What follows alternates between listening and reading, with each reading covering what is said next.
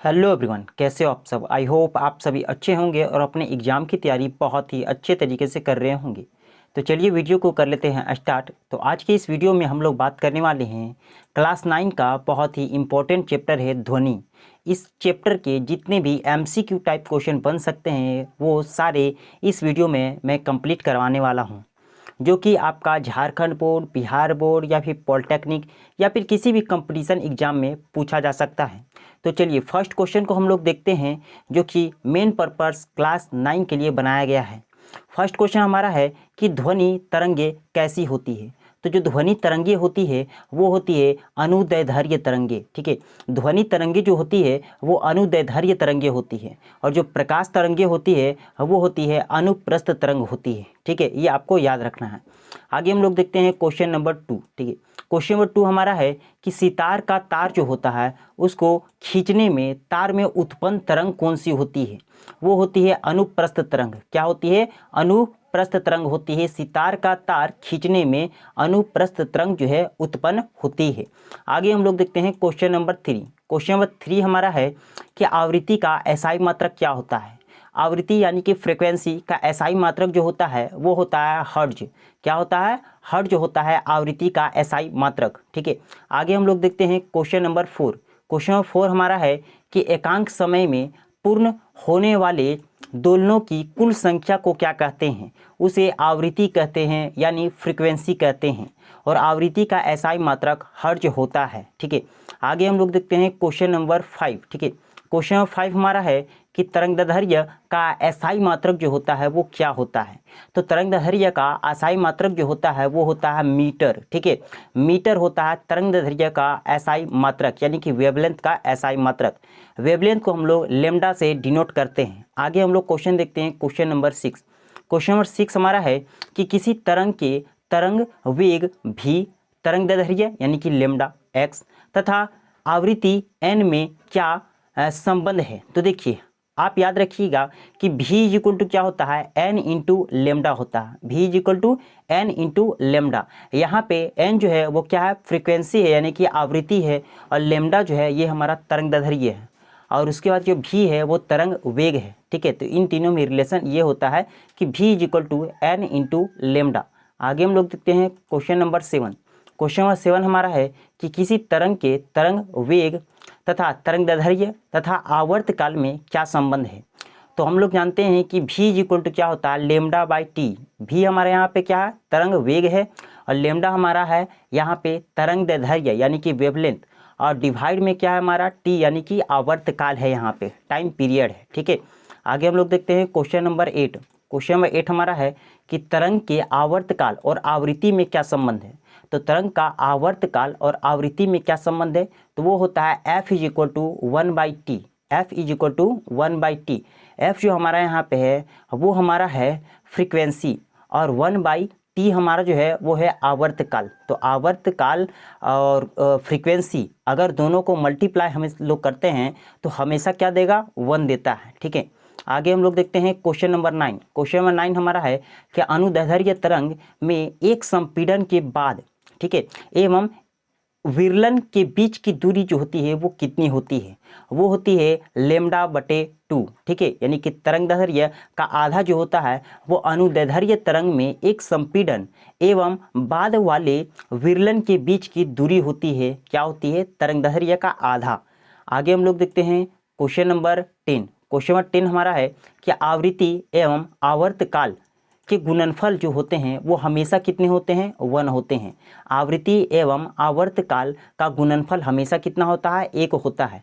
आगे हम लोग देखते हैं क्वेश्चन नंबर 11। क्वेश्चन नंबर 11 हमारा है कि निम्न में से किस ध्वनि का तारत्व जो होता है वो अधिक होता है। तो यहाँ पे गिटार का जो तारत्व यहाँ पे होगा वो क्या होगा, अधिक होगा। ठीक है, इन चारों ऑप्शन में से। ठीक है, आगे हम लोग देखते हैं क्वेश्चन नंबर 12। क्वेश्चन नंबर 12 हमारा है कि तरंग का कौन सा गुण जो है वो प्रबलता को निर्धारित करता है। तो इसमें जो आयाम होता है वो क्या करता है, प्रबलता को निर्धारित करता है। तो तरंग का वह गुण जो प्रबलता को निर्धारित करता है वो आयाम होता है। ठीक है, आगे हम लोग देखते हैं क्वेश्चन नंबर 13। क्वेश्चन नंबर 13 हमारा है कि तरंग का वह कौन सा गुण होता है जो तारत्व को निर्धारित करता है। तो वो आवृत्ति होता है जो तारत्व को निर्धारित करता है। ठीक है, आवृत्ति जो है वो तारत्व को निर्धारित करता है, ये आपको याद रखना है। आगे हम लोग देखते हैं क्वेश्चन नंबर 14। क्वेश्चन नंबर 14 हमारा है कि एकल आवृत्ति की ध्वनि को क्या कहते हैं। एकल आवृत्ति की ध्वनि को हम लोग टोन कहते हैं। एकल आवृत्ति की ध्वनि को क्या बोलते हैं, टोन बोलते हैं। आगे हम लोग क्वेश्चन नंबर 15 देखते हैं। क्वेश्चन नंबर 15 हमारा है कि अप्रिय ध्वनि को क्या कहते हैं। अप्रिय ध्वनि को हम लोग शोर कहते हैं। अप्रिय ध्वनि को हम लोग क्या कहते हैं, शोर कहते हैं। ठीक है, आगे हम लोग देखते हैं क्वेश्चन नंबर 16। क्वेश्चन नंबर 16 हमारा है कि प्रतिध्वनि सुनने के लिए ध्वनि स्रोत और श्रोता के बीच की न्यूनतम दूरी कितनी होनी चाहिए।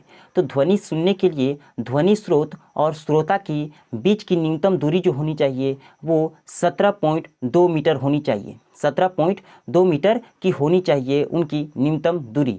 आगे हम लोग देखते हैं क्वेश्चन नंबर 17। क्वेश्चन नंबर 17 हमारा है कि दो ध्वनियों को स्पष्ट सुने जाने के लिए यह आवश्यक है कि उनके बीच न्यूनतम समय अंतराल कितना होना चाहिए। तो समय अंतराल होना चाहिए 0.1 सेकेंड का। 0.1 सेकेंड का समय अंतराल होना चाहिए दो ध्वनियों को स्पष्ट सुने जाने के लिए। ठीक है, आगे हम लोग देखते हैं क्वेश्चन नंबर 18। क्वेश्चन नंबर 18 हमारा है कि सामान्य मनुष्य के कानों के लिए श्रव्यता प्राश जो होता है वो कितना होता है। तो श्रव्यता प्राश जो होता है सामान्य मनुष्य के कानों को सुनने के लिए वो 20 हर्ज से 20,000 हर्ज तक होता है। ठीक है, ये हम लोग सुन पाते हैं। आगे हम लोग क्वेश्चन नंबर 19 देखते हैं।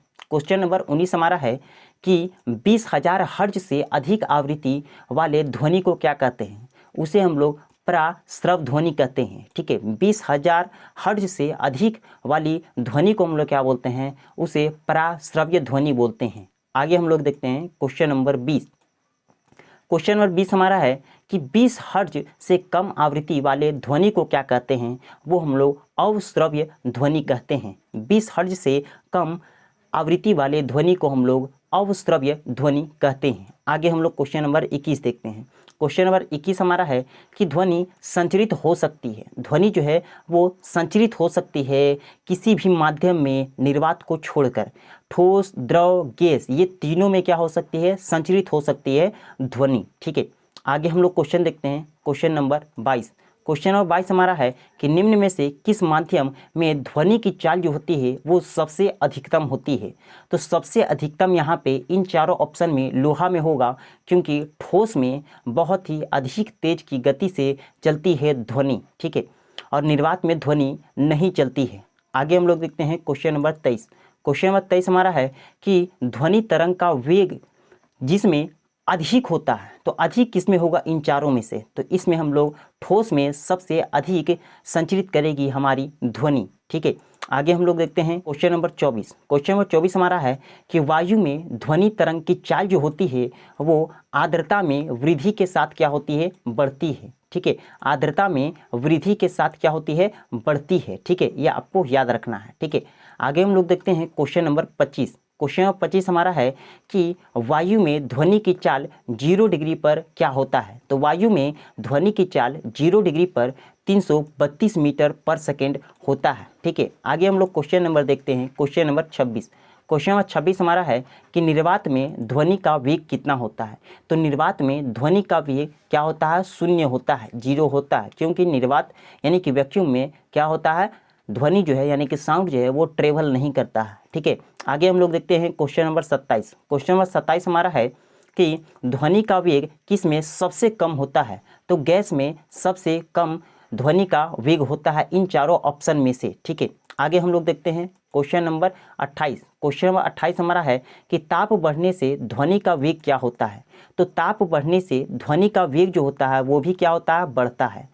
ताप बढ़ने से ध्वनि का वेग बढ़ता है। अगर टेम्परेचर इंक्रीज करते हैं तो साउंड भी क्या होगा, इंक्रीज होगा। ठीक है, आगे हम लोग देखते हैं क्वेश्चन नंबर 29। क्वेश्चन नंबर 29 हमारा है कि आर्द्रता बढ़ने पर ध्वनि का वेग क्या होगा। आर्द्रता बढ़ने पर ध्वनि का वेग क्या होता है, बढ़ता है। आर्द्रता बढ़ने पर ध्वनि का वेग भी क्या होता है, बढ़ता है। और टेम्परेचर भी बढ़ाएंगे तो ध्वनि का वेग क्या होगा, बढ़ेगा। आगे क्वेश्चन नंबर हम लोग देखते हैं 30। क्वेश्चन नंबर 30 हमारा है कि रडार जो है वो किस सिद्धांत पर कार्य करता है। तो रडार जो है वो पराश्रव ध्वनि पर करता है काम। ठीक है, तो आज के लिए इतना ही। अगर वीडियो अच्छा लगा हो तो आप इसे लाइक करेंगे और चैनल को सब्सक्राइब करके बेल आइकन को जरूर प्रेस करेंगे। ठीक है। तो